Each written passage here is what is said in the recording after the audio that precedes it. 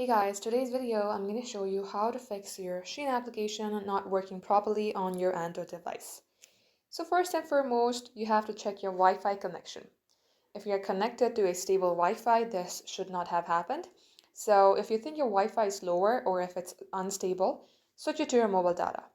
Next, let's go ahead and make sure that your Shein application is updated. Head over to your Play Store, search for Shein. If you see update, select update. If you see open, that means your application is already updated. Now long tap onto Shein app, select the eye icon. You will get landed onto a settings page like this. Scroll below, select set as default. Make sure this is toggled on. Select this storage button. Clear the cache. Now restart your device, launch your Shein app, and it should work properly.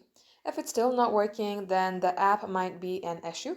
So you can go ahead and log into your Shein account via a web browser and it will definitely work.